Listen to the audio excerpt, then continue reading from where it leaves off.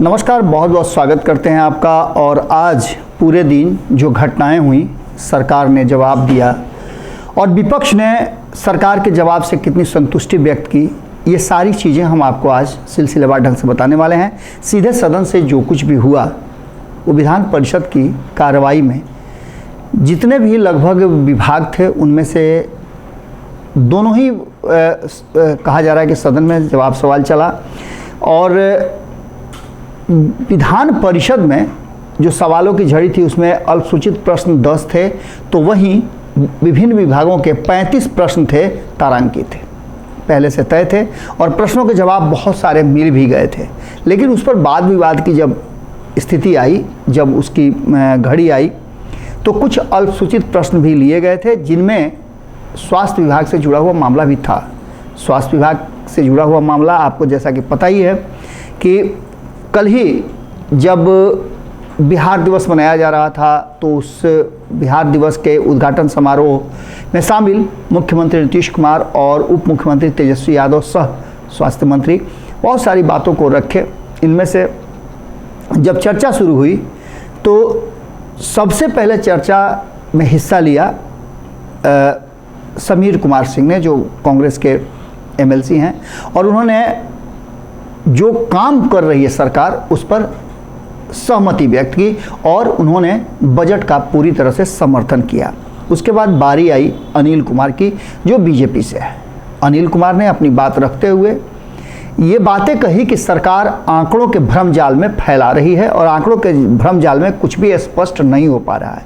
जो जवाब उनके सवालों के दिए गए हैं उससे वो संतुष्ट नहीं हैं और सवालों के जवाब में जो आंकड़ों की हेराफेरी है वो साफ झलक रही है। खास करके उन्होंने कोविड के समय लगभग 13,100 से ज़्यादा लोगों की हुई मौत और उन लोगों को दिए गए जो बिहार सरकार ने तय किए थे 4.5 लाख रुपया देने का, उस आंकड़े को लेकर के उन्होंने कहा कि अभी भी अनुग्रह राशि जो देने की बात कही गई थी वो लोगों तक नहीं पहुंचा है और स्पष्ट जवाब भी नहीं आ रहा है।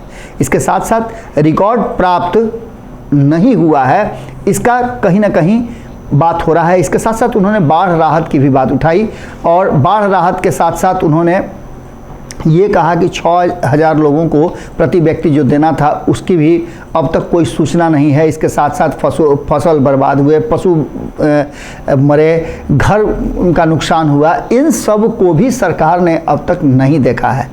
ये सारे सवाल हो रहे थे। इसके बाद मदन सहनी सामने आए और उन्होंने कहा कि जो आंकड़े आप पेश कर रहे हैं वो आंकड़े सही नहीं हैं।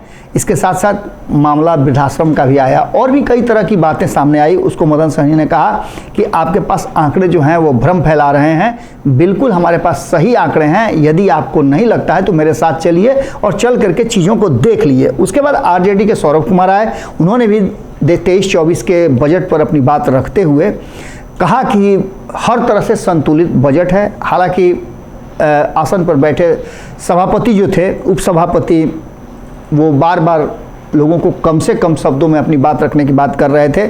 लेकिन इसी बीच में उन्होंने सौरभ कुमार ने अपनी बात रखते हुए कहा कि 32% युवा आबादी है और युवा हमारे उप मुख्यमंत्री हैं जो लगातार इस बात की कहते हैं कि प्राथमिकता के साथ हम पढ़ाई, दवाई, कमाई, सिंचाई, सुनवाई, इन सब चीज़ों पर ध्यान देते हैं और जो इस बार का बजट है 23-24 का, उसमें इन सारी चीज़ों को रखा गया है।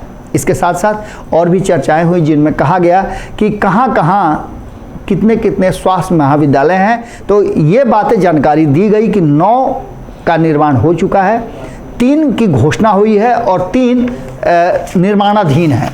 इन सारी बातों को लेकर के जब ये चर्चा आगे बढ़ी तो रामेश्वर महतो ने भी बजट का समर्थन किया और उन्होंने अपनी बात रखते हुए कई फ्रेज, कई दोहे कहे। उन्होंने कहा कि स्वस्थ शरीर नहीं होता तो स्वस्थ मन होता है और स्वस्थ मन के लिए सब कोई तैयार रहिए। स्वास्थ्य के प्रति सरकार के कार्यों का उन्होंने बेहतर ढंग से अपनी बात रखी और कहा कि प्रगति हो रही है जिससे संतुष्टि है। खास करके स्वास्थ्य के क्षेत्र में देखें तो जिस तरह से मुख्यमंत्री, उप मुख्यमंत्री तेजस्वी यादव सह स्वास्थ्य मंत्री जिस तरह से औचक निरीक्षण कर रहे हैं, ये भी एक बड़ा कहा जा रहा है कि फ्रूटफुल हो रहा है और इससे कहीं ना कहीं अस्पतालों की स्थिति में सुधार हुआ है। जिस तरह से पटना के बड़े अस्पतालों में इस तरह की समीक्षा हुई या औचक निरीक्षण हुआ, उस तरह से कभी कभी जाकर के क्षेत्रों में भी होना चाहिए। इससे डॉक्टरों में और वहाँ के जो व्यवस्था में लगे हुए लोग हैं उनमें कहीं ना कहीं सुधार होगा और आम लोगों को भी गांव दूर दराज में भी मिलेगा। 7 निश्चय योजना पर भी उन्होंने 7 निश्चय योजना पार्ट 2 को लेकर के भी संतुष्टि जाहिर की। इसके साथ साथ रामेश्वर महतो ने और भी बहुत सारी बातें की और इन सारी बातों को लेकर के उन्होंने बुजुर्गों को दिए जाने वाले पेंशन का भी जिक्र किया। सरकार जिस तरह से कई योजनाएं चला रही है बाल कल्याण को लेकर के, परवरिश योजना को लेकर के, इन सारी बातों की चर्चा हुई। उसके बाद से नंबर आया अजय कुमार सिंह का, जो राष्ट्रीय जनता दल के एमएलसी हैं। उन्होंने जीविका से लेकर के महिला आरक्षण को लेकर के बात कही।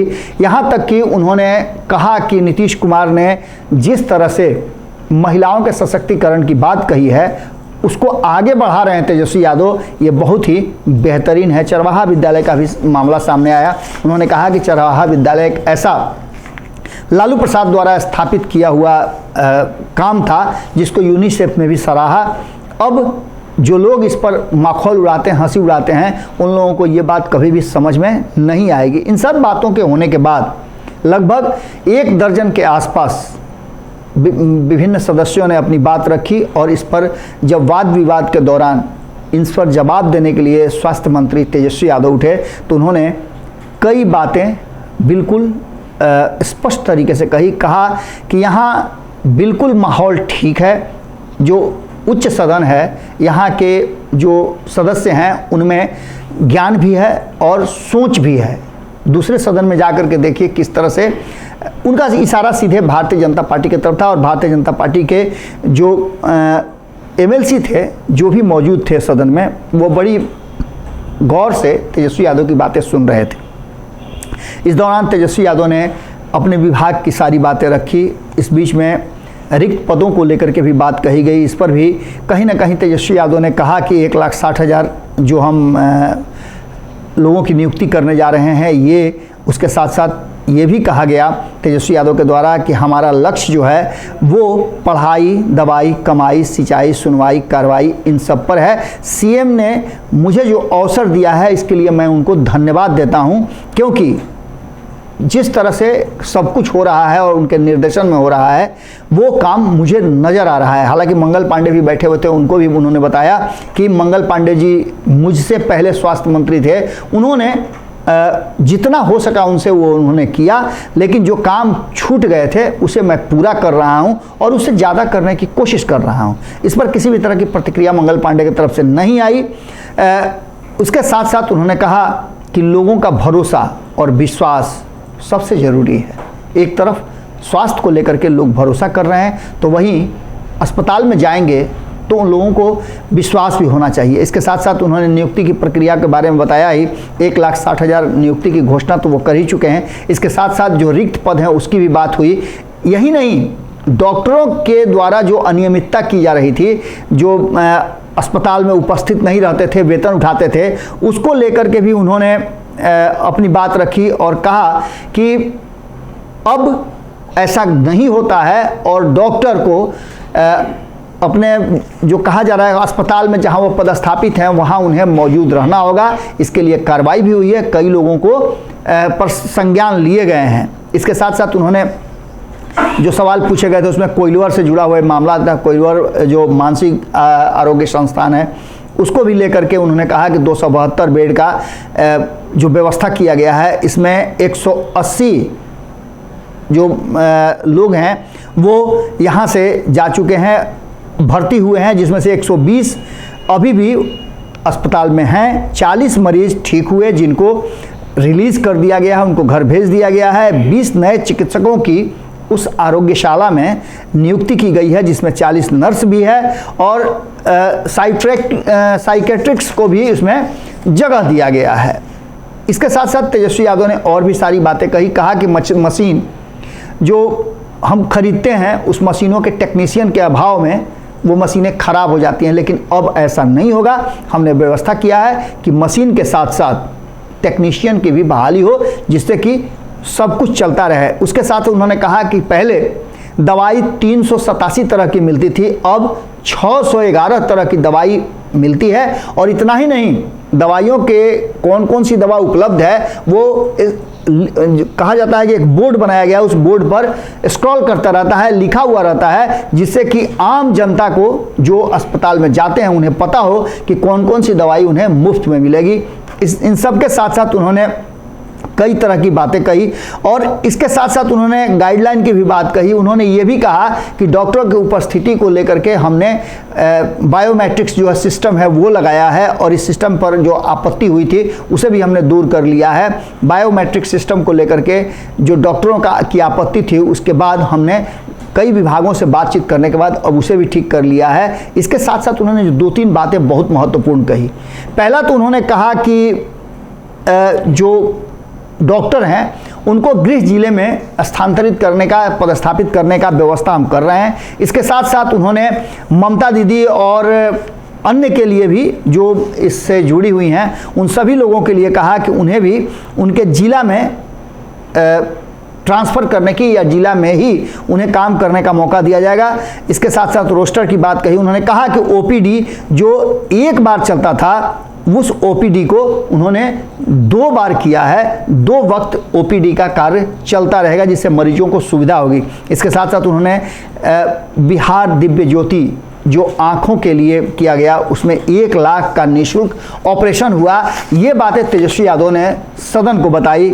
इसके साथ साथ उन्होंने सारी बातें करके कहा कि गायब डॉक्टरों की लिस्ट हमने मंगा ली, ये पहले से चल रहा था और मंगल पांडे के समय से ही चल रहा था। इसके साथ साथ उन्होंने कहा कि इसके लिए हमने हेल्थ मैनेजमेंट को लेकर के 55,000 पद सृजित किए हैं जिसकी हम जल्दी ही व्यवस्था कर रहे हैं। 13,000 नियुक्ति पत्र दे दिया गया है। इसके साथ साथ उन्होंने कहा कि किडनी ट्रांसप्लांट की भी व्यवस्था बेहतर हो गई है और किडनी की दवा निःशुल्क दी जा रही है, इस बात की भी जानकारी दी। उन्होंने कहा कि मेडिसिन को लेकर के भी हमने टीम गठित किया है जो पूरी तरह से इस पर नज़र रखेगी। इसके साथ साथ उन्होंने कहा कि विभिन्न कॉलेजों में सैनिटरी वेंडिंग मशीन से लेकर के अन्य चीज़ों को की हमने व्यवस्था की। हमने ओपीडी के बारे में आपको बता ही दिया। अभी ये बोल ही रहे थे तेजस्वी यादव स्वास्थ्य मंत्री के रूप में, तब तक भारतीय जनता पार्टी के जो एमएलसी हैं नवल किशोर यादव उठे और उन्होंने स्पष्ट कहा कि ये सारे आंकड़े फर्जी हैं, झूठे हैं, ज़मीन पे कुछ भी नहीं हो रहा है, सरकार सिर्फ और सिर्फ झूठ बोल रही है, इसलिए हम इस बजट का विरोध करते हुए सदन से वॉकआउट करते हैं। यही बात ख़त्म हो गई। तेजस्वी यादव ने उसके बाद एक बड़ा ही सुंदर प्रसंग सुनाया। उन्होंने कहा कि एक सज्जन थे जिनके पास एक बच्चा जाता है और पूछता है कि मुझे कुछ ज्ञान दीजिए, तो कहते हैं कि ठीक है बैठो। तो जो वहाँ बुद्धिजीवी हैं वो कहते हैं कि एक व्यक्ति नहा करके आया है, गंदा है, और एक व्यक्ति साफ है, ये बताओ कि दोनों में से अगर नहाने के लिए कहा जाए, साफ होने के लिए कहा जाए, तो कौन साफ होगा? तो उसने कहा कि गंदा जो है वो साफ होने जाएगा। तो बोले कि नहीं, गलत जवाब है तुम्हारा। जो गंदा है उसकी तो आदत है गंदा रहने की, जो साफ है वो ना नहाएगा। फिर उन्होंने पूछा कि अब बताओ, तो बोले कि हाँ आप ठीक कह रहे हैं, जो साफ है वो नहाएगा। तो बोले कि साफ है वो क्यों नहाएगा, वो तो ऑलरेडी से साफ है, क्या लगता है तुमको? तो उन्होंने कहा कि नहीं नहीं, दोनों नहाएगा, दोनों को साफ होना है। तो बोले दोनों क्यों नहाएगा? और ये प्रसंग बढ़ते बढ़ते अंत तक गया जहां ये बात प्रमाणित किया उन्होंने कि जो चीज़ें चल रही हैं उसमें 2 तरह के लोग होते हैं। इसमें से एक जो होते हैं वो मिथ्या बोलते हैं। ये मिथ्या भाषा की जो बात है, मिथ्याभाषी की बात ये है, इसी पर उन्होंने ये कहानी सुनाई और छात्र और टीचर की जो संवाद था उस संवाद को लेकर के वहाँ तक गए कि छात्र को ये समझ में आ गई कि जो भी बात है वो मिथ्या बोली जा रही है, झूठ बोली जा रही है। उनका इशारा सीधे भारतीय जनता पार्टी पर था और इन सारी बातों को लेकर के जो चीज़ें चल रही थी उसको लेकर के जब सदन से भारतीय जनता पार्टी वॉकआउट कर गई तो सदन के पटल पर तेजस्वी यादव ने अपने भाषण और जो उन्होंने जवाब दिया था उसे रखा। उसके बाद से सदन की कार्रवाई खत्म हुई। आज सदन से बस इतना ही। फिर कल आपसे मुलाकात होगी और जो कुछ भी होगा विधान परिषद में, विधानसभा में आप सुन ही रहे हैं, आप देख रहे हैं लगातार। आपको भारत लाइव, पंचनामा लगातार इन सब चीज़ों को दिखा रहा है।